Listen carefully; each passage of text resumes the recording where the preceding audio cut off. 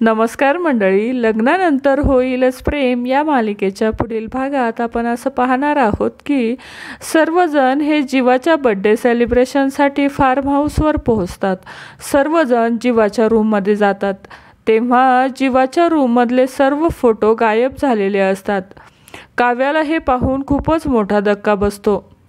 काव्या त्यानंतर जीवावर ओरडते, जीवा, तू हे फोटो कसे काय गायब केलेत? मला हे सत्य तुझ्याकडून जाणून घ्यायचे आहे, असं काव्या जीवाला म्हणते। त्यानंतर तू कोणाला तरी पाठवलेले असेल सर्व फोटो, त्यामुळेच गायब झाले असतील, काव्या जीवाला ओरडते। त्यानंतर जीवा म्हणतो की मी असे काहीच केले नाही। तेव्हा काव्याला जीवाचा खूपच राग येतो।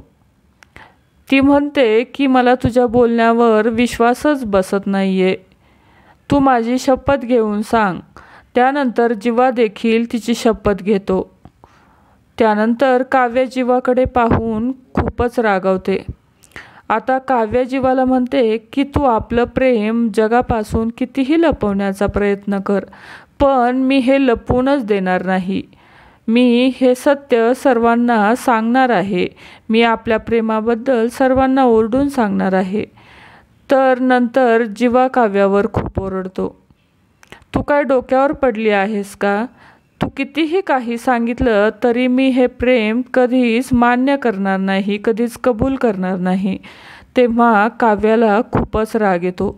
ती म्हणते की मी आजच सर्वांना हे सत्य सांगणार आहे। त्यानंतर आपण पाहतो की पार्थ हा सर्वांनाच विचारतो की आपलं फार्म हाऊस तुम्हाला कसं वाटलं, आवडलं का? त्यानंतर तो काव्याला म्हणतो की फार्म हाऊस आवडलं का, तर थोडं तरी कौतुक करा। पण काव्या म्हणते की मला या अगोदर एक महत्त्वाची गोष्ट तुम्हाला सांगायची आहे।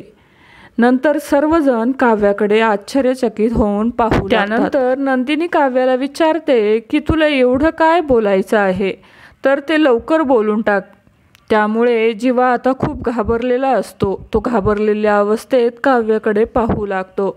तर मंडळी, येणाऱ्या पुढील भागात काव्या आणि जीवाबद्दल आणि तिच्याबद्दल सर्वांना प्रेमाचं सत्य सांगणार का, हे पाहणं अतिशय रंजक असणार आहे। तर मंडळी, लग्नानंतर होईलच प्रेम या मालिकेचे नवनवीन अपडेट पाहण्यासाठी आपल्या चॅनलला नक्की सबस्क्राईब करा। धन्यवाद।